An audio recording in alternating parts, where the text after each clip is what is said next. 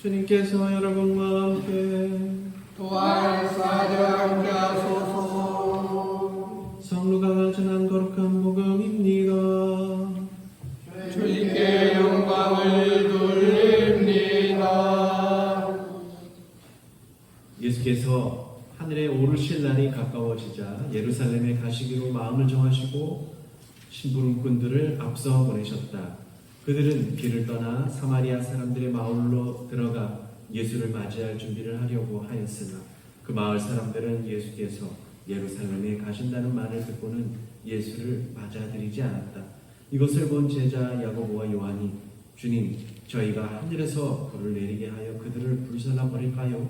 하고 물었으나 예수께서는 돌아서서 그들을 꾸짖고 나서 일행과 함께 다른 마을로 가셨다. 예수의 일행이 길을 가고 있을 때 어떤 사람이 예수께 저는 선생님께서 가시는 곳이면 어디든지 따라가겠습니다 하고 말하였다. 그러나 예수께서는 여호도 불이 있고 하늘에서도 보금자리가 있지만 사람의 아들은 머리 둘 곳조차 없다 하고 말씀하셨다. 다른 사람에게 나를 따라오너라 하고 말씀하시자 그는 선생님 먼저 집에 가서 아버지 장례를 치르게 해주십시오 하고 청하였다. 예수께서는 죽은 자들의 장례는 죽은 자들에게 맡겨두고 너는 가서 하느님 나라의 소식을 전하여라 하셨다. 또 한 사람은 선생님 저는 선생님을 따르겠습니다. 그러나 먼저 집에 가서 식구들과 작별 인사를 나누게 해주십시오 하고 말하였다. 예수께서는 쟁기를 잡고 뒤를 자꾸 돌아다 보는 사람은 하느님 나라에 들어갈 자격이 없다 하고 말씀하셨다. 주님의 복음입니다. 그리스도를 찬미합니다. 성부와 성자와 성령의 이름으로 아멘. 예수님께서 오늘 하늘에 오르실 날이 가까워지자 예루살렘으로 가시기로 마음 먹으십니다. 이게 오늘 복음 첫 번째 문장이죠. 그런 가운데 이제 복음은 두 가지 일화를 전해줍니다. 예루살렘으로 가시려는 예수님 일행을 사마리아 사람들이 냉대해서 맞아들이지 않는 일과 또 제자를 부르시는 제자들이 찾아와서 예수님 따라가겠다 뭐 이런 장면들이 있습니다. 사마리아 사람들이 예수님에게 냉대를 한 이유도 있을 것이고요. 예수님께서 부르실 때 먼저 우선적으로 처리해야 할 일들이 있는 이유도 있습니다. 예를 들어서 아버지 장례를 치르게 해달라는 요청을 예수님께서 약간은 매몰차게 거절하고 어서 그냥 따라와라 이렇게 말씀하시는데요. 효를 정말 중요한 덕으로 생각하는 우리나라의 경우에는 어떻게 보면 이 말씀이 조금 이상하게 들릴 수도 있습니다. 예수님 말씀 아마 그럴 수 있어요. 살아계실 때 잘해라. 돌아가시고 나서는 무슨 소용이냐. 뭐 이런 말씀이 있을 수도 있겠습니다. 그러니까 비단 우리나라만이 아니라 동서양 모든 나라에서 부모가 장례가 나는데 그다음 장례와 초상을 이렇게 잘 치러야 하는데 예수님께서 이런 말씀을 하니까 조금 의아한 느낌이 듭니다. 예수님께서 왜 그러세요? 하늘에 오르실 날이 가까워졌다. 하늘에 오르실 날이 가까워졌으니 정말 시급한 일이 무엇인지를 잘 판단하라는 뜻으로 오늘 복음 말씀을 새겨들어야 되겠습니다. 근데 마지막에 오늘 복음 말씀 마지막에 예수님께서 뭐라고 하시냐면 쟁기를 잡고 뒤를 자꾸 돌아다보는 사람은 하느님 나라에 들어갈 자격이 없다라는 말씀을 하십니다. 얼마 전 이제 교우님들과 지금 기억이 안 나는데 어느 분하고 막 얘기하다가 이런 이야기가 나왔어요. 진정한 농사꾼이란 누구인가? 뭐 이런 얘기가 좀 나온 적이 있어요. 소가 끄는 쟁기를 잡아보신 분 계세요? 소 앞에다 매가지고 이렇게 옛날에는 하지 않았어요. 예, 계시죠? 사조회장님도 그걸 보셨어요? 하셨어요? 예. 예. 그러셨겠죠. 다 해보셨겠죠. 저는 당연히 안 해봤죠. 안 한 게 아니라 못 해봤습니다. 저한테 줄 리도 없고요. 예. 제가 또 괜히 소 잡다가 보면은 소가 다 알지 않나요? 예, 요 꼬마 녀석 이거 이랬을 것 같습니다. 저한테 주지도 않았을 거고요. 그렇습니다. 그러니까는 소가 끄는 쟁기를 잡아볼 정도 돼야 이게 진정한 농사꾼이다. 뭐 이런 얘기가 나왔습니다. 지금이야 농가 밭을 뭐 소가 끄나요? 아니죠. 다 기계로 갈고 모내기와 가을거주도 다 기계로 합니다. 그래서 어릴 적에 가끔 저도 이렇게 아버지 따라서 큰 집이 이제 청주 쪽이었는데 그쪽에 따라가는 적이 있어요. 그러면은 그때는 그랬겠죠. 그 당시만 해도 이렇게 마찬가지죠. 이제 자녀들이 손이 모자라면 고향에 내려가서 일손도 돕고 그러는데 저도 따라간 적이 있었습니다. 그러면은 그때 뭐를 내는데 저도 그래갖고 야 너도 한번 와서 해봐라. 그러니까 꼬맹이였을 때는 뭐 기억도 잘 안 나는데 한뭐 17살이나 뭐 아마 요 정도 됐을 것 같아요. 그럼 이렇게 옆에서 따라하는 거 보고 이렇게 해본 적은 있습니다. 해본 적은 있습니다. 그리고 이제 농활 같은 데 가면 논에 가서 이제 김매기하고 여러 가지. 저 인삼밭에 들어가서 김매기 해본 적 있었는데 한두 번은 이제 삼을 뽑는 바람에 혼난 적도 있고 그렇습니다. 가을에 가면 진짜로 그때가 91년도였으니까 낫을 들고 직접 이제 벼베기도 하고 뭐 그랬던 적이 있습니다. 근데 이제 모내기며 가을 거제를 근데 보통 혼자 하나요? 옛날에는 여럿이서 하죠. 혼자 하시는 경우가 있으면 정말 쓸쓸한 겁니다. 할 수도 없고 근데 그렇게 했다면은 그렇죠. 옛날에는 다 여럿이서 합니다. 여럿이서 하죠. 그래서 한 사람이 근데 이제는 한 사람이 마치 그런 얘기를 하더라고요. 이제 모내기를 지금은 모판에 이렇게 차가 가면은 막 여러 군데서 탁탁탁탁 하는데 예전에는 어떻게 한 사람이 이제 끌고서 이렇게 가서 이렇게 모내기 하는 그런 것도 있었다고 하죠. 그러니까 기계가 점점 발전을 하니까 혼자서도 이제 모두 낼 수 있고 그렇습니다. 가을 거주도 마찬가지죠. 혼자서도 차를 이용하거나 기계를 이용하면은 이제 벨 수가 있습니다. 그러니 소를 부려서 쟁기로 논밭을 바라본 분들은 대단한 거죠. 기계도 아니잖아요, 소는. 그래서 저도 이렇게 생각해 보면은 쟁기를 잡고 그러니까 앞을 보고 가야지 자꾸 뒤를 좀 갔다가 뒤돌아보고 좀 갔다 뒤돌아보면 어떻게 될까요? 삐뚤빼뚤 이렇게 밭을 갈지도 못하고 소도 이 사람 뭐하냐 뒤에서 뭐하냐 이러면서 이상하게 생각할 것 같습니다. 그러니 쟁기를 잡고 뒤를 잡고 돌아보면 이 일을 제대로 할 수가 없습니다. 그러니까 쟁기를 잡고는 잡생각을 하지 않고 이렇게 잘 갈고 있는지 잘 갈아야 되죠. 잡생각하고 있으면 이게 뭐 딴 생각하고 있으면 이렇게 딴 데로 가겠죠. 그러니까는 그럴 때는 어떻게 돼요? 그럴 때는 앞을 보기도 하지만 가끔은 뒤를 돌아볼 때도 있어야 돼요. 사주회장님 여기 밭 가는 거 보니까는 능숙하셔가지고 뒤를 보면서도 이렇게 꽉 차를 후진하면서 밭을 가시더라고요. 이제 그 정도 될 정도면 뒤를 봐도 됩니다. 그 정도 되면 됩니다. 그래서 예전에는 이제 한 사람이 아니라 마을 사람들이 모두 다 했죠. 그걸 뭐래 둘에 품앗이도 한다 그러고 막 이랬습니다. 같이 일을 도와서 했습니다. 그래서 이제 모를 낼 때에도 이제 어떻게 해요? 이제 논 양옆에서 줄을 길게 해가지고 딱 잡아줘야 되죠. 그거 하지 않고 그냥 하는 경우는 전 못 봤습니다. 옛날엔 다 그렇게 했어요. 저도 그러니까 어렸을 때 가고 보면 매는 논 이렇게 모내기 하는 거 다 그렇게 합니다. 넘기라고 하면 넘기고 뭐 이렇게 했던 것 같아요. 그러니까 모내기 줄을 그럼 어떻게 똑바로 놔야 되죠? 그것도 똑바로 놓지 않고 어떻게 다 사람들이 다 더 이상하게 삐뚤하게 또 매는 겁니다. 모를 낼 수가 있죠. 그러다가 자 잠깐 힘들어요. 자 허리 펴세요. 그럼 다 허리 펴고 또 잘 심어졌나 그래서 봅니다. 그리고 제가 어렸을 때 심으니까 어때요? 얕게 심으면 어때요?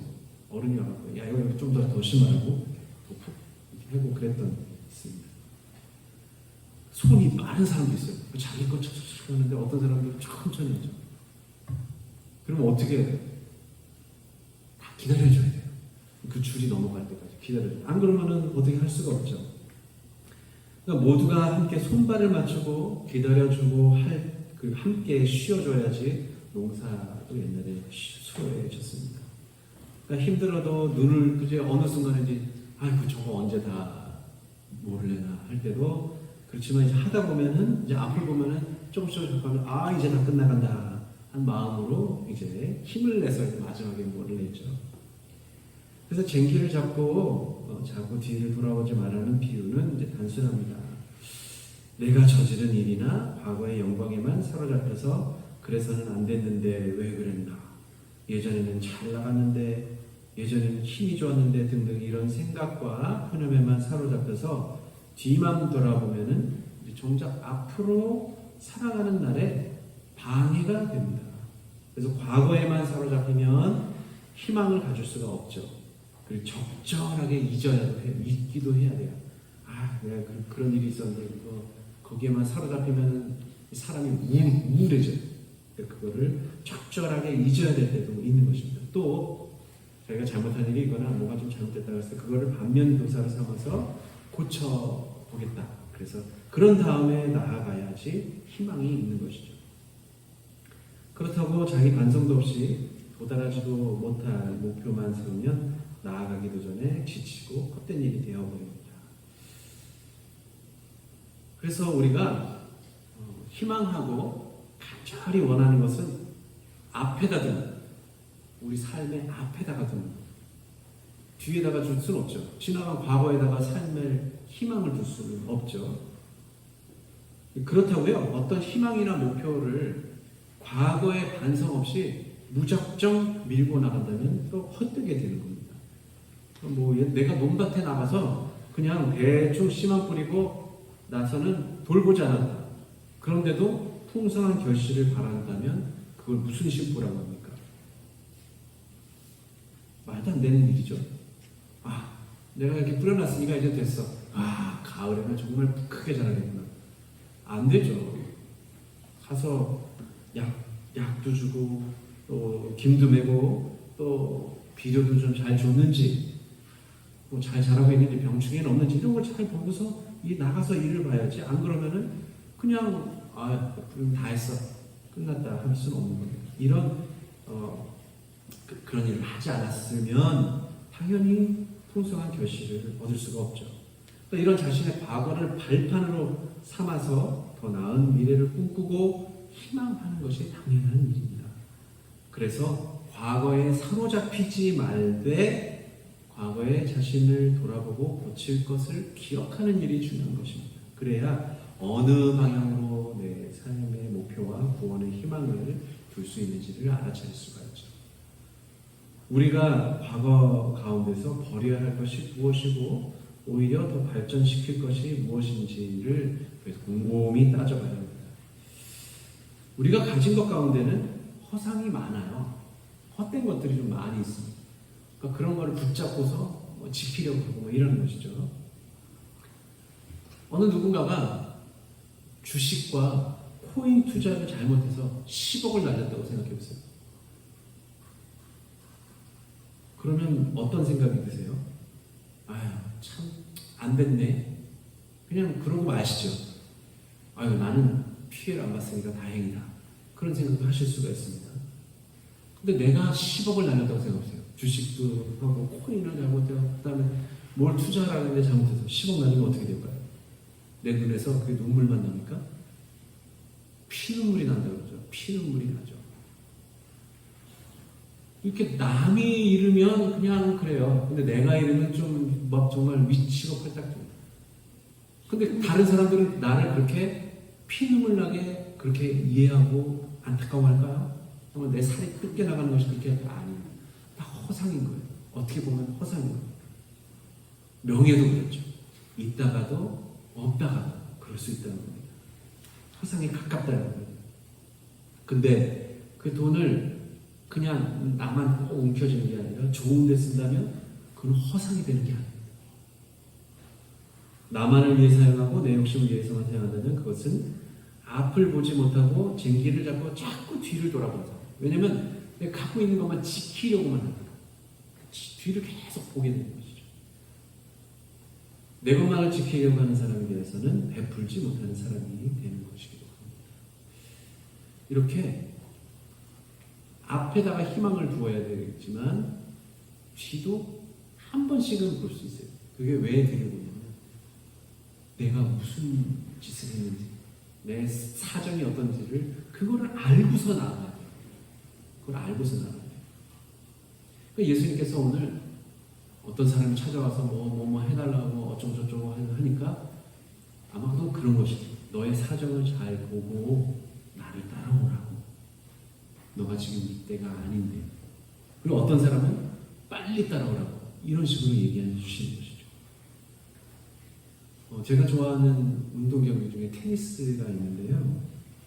테니스 경기가 최근에 프랑스 파리에서 이제 벌어진 이제 경기가 큰 경기, 4개의 큰 경기가 있는데 호주에서 프랑스 파리하고 영국에 있는 윈블던하고 미국에서 벌어지는 US 오픈 이렇게 4개가 있습니다. 이게 가장 커요. 상금도 가장 많고요. 최근 프랑스 파리에서 이제 결승전에 이제 결승전이니까 두 선수가 올라가는데 한 선수는 야닉 시너라는 사람이고 한 선수는 카를로스 알카라스라는 선수입니다. 못 들어보셨을 수도 있고요. 근데 이 야닉 시너라는 사람, 그 선수가 이제 한 점만 따면 그 한 점만 따면 결승에서 우승을 해가지고 수십억의 돈을 벌게 돼요. 그리고 그 명예가, 그 경기는 아주 훌륭한 경기이기 때문에 정말 그 하나만 따기도 어려운 경기인데 그렇게 되는 건데요. 한 점만 따면 되는데 갑자기 그 뒤로 이 선수가 아니랬는지 그냥 계속해서 동점이 되고 역전을 당한 다음에 결국은 역전패를 되어버렸어요. 테니스 경기가 그렇죠. 한 점만 따면 되는데 그걸 못해가지고 3번을 미리 또 지고 또 그래서 세트가 끝나고 또 마지막 세트에 또 역전당하고 우승이 바로 코앞에 닥쳤으니까 어때요 마음이? 요거 한 점만 따면 내가 이제 곧 우승이구나. 이 우승하면은 누구한테 이 우승의 감격을 얘기해야지. 이런 잡생각들이 막 들어옵니다. 그러면 그 결국에는 어떻게 돼요? 지고 마음이 들뜬 거죠. 미리 들떴고. 그런데요. 그러면 어떻게 되냐? 그러면은 마음을 다시 잡고서 그 다음에 기회가 있었거든요. 근데 어떻게? 마음이 계속 남아. 그 한 점만 땄으면 내가 우승하는 건데, 그것만 땄으면 우승하는 건데, 그러면은 경기가 제대로 되지 않습니다. 그러니까 우리의 삶도 비슷합니다. 우리의 삶도 비슷해요. 그때 내가 요것만 했었으면, 그러면 그 사람은 앞으로 발전을 저도 아마 그랬던 것 같고요. 여기 계신 많은 교우님들도 그런 점들이 다 한순간씩은 다 있었을 거예요. 마찬가지죠. 군대나 회사나 국가나 선거 이런 데서 어떻게 돼요? 승진도 하고 선출이 되고 이런 것들은 어떻게 먼저 내가 이것만 하면 내가 이긴다 그런 얘기를 하죠. 우리가 버려야 할 것이 무엇일까요? 그러니까 나의 영광을 미리 당겨서 기쁨을 누리기 전에 나의 과거에 버린 일들이 나를 다시 올가매지 않도록 단도리를 해야 된다는 거죠. 그래서요, 독일의 속담 중에 무슨 속담이냐면 샴페인을 미리 터뜨리지 마라. 샴페인을 미리. 그 소위 말하는 그 서양 사람들이 그 무슨 일을 축하하려면 어떻게 해요? 샴페인을 터뜨려요. 뻥 하고 터지죠. 그리고 그냥 무슨 폭죽 터듯이 막 터져가지고 그걸 아주 기뻐하고 그러는데 샴페인을 미리 터뜨리지 마라 라는 그런 속담이 있습니다. 그런 것이죠. 삶이 다 그렇습니다. 그러면 더 정확하게 우리 그리스도인들은 무엇을 해야 합니까? 예수님을 따르거나 하느님 나라를 위해서 우리 그리스도인들은 무엇을 해야 합니까? 예수님께서 쟁기를 잡고 자꾸 뒤를 돌아보지 말라고 하셨을 때 그건 어떤 의미였나요? 무엇을 그럼 우리는 할 수 있을까요? 그리스도인들이 허상을 버리고 하지만 단단한 희망을 가지고 얻어야 할 일이 무엇인지를 바울로 사도께서 오늘 이 독서 갈라디아서 5장에서 잘 알려주십니다. 그 말씀 한번 좀 보겠습니다. 육정이 빚어내는 일은 명백합니다. 곧 음행, 추행, 방탕, 우상숭배, 마술, 원수 맺는 것, 싸움, 시기, 분노, 이기심, 분열, 당파심, 질투, 술주정, 흥청대며 먹고 마시는 것, 그 밖에 그와 비슷한 것들입니다. 이런 짓을 일삼는 자들은 결코 하느님 나라를 차지하지 못할 것입니다. 성령께서 맺어주시는 열매는 사랑, 기쁨, 평화, 인내, 친절, 선행, 진실, 온유, 그리고 절제입니다. 그리스도 예수께서 속한 사람들은 육체를 그 정욕과 욕망과 함께 십자가에 못 박은 사람들입니다. 성령께서 우리에게 생명을 주셨으니 우리는 성령의 지도를 따라서 살아가야 합니다. 사실 제가 여기에다가 더 덧붙일 말씀은 없습니다. 하지만 단 하나, 예전에 우리가 밭을 갈고 모내던 때를 생각해 보십시오. 혼자서는 할 수가 없는 일입니다. 그래서 어떻게 해요? 여럿이서 같이 해요. 여럿이서 같이 해요. 물론 강한 사람은 혼자 할 수도 있겠지만 우리 모두는 정말 나약한 사람들이고 성령이 아닌 육정에 따라가기가 쉬운 사람들입니다. 그래서 우리는 교회에 오는 겁니다. 그래서 교회가 있고요. 교회에 와서 서로 나약한 사람들의 우리 모습을 보고 고치고 보듬고 격려하는 것입니다. 뭐를 낼 때도 한 사람이 손이 빠르다고 그냥 치고 나가는 것이 아니라 기다려주는 거잖아요. 그렇습니다. 그래서 서로 갈라지고 적지면 교회도 마을도 집안도 나라도 다 쓰러지는 것뿐만 아닙니다. 쟁기를 잡았으면 예수님 말씀대로 소와 한 마음이 되어서 밭을 갈고 앞으로 나아가야 되는 것이고요. 뭐를 내려고 함께 모였으면 서로 잘하리라 믿어주고 그리고 함께 넘어가야 되는 것입니다. 그러면 성령께서 이 교회를 통하여 이 가정을 통하여 열매를 맺어주실 것입니다. 이런 희망을 가지고 내 안에서 그리고 가정에서 마을에서 사도 바울로께서 육체의 육정을 거슬러 성령께서 주시는 열매를 맺는 삶을 선택하고 살아가기를 우리 함께 기도합시다. 성과 성자와 성령의 이름으로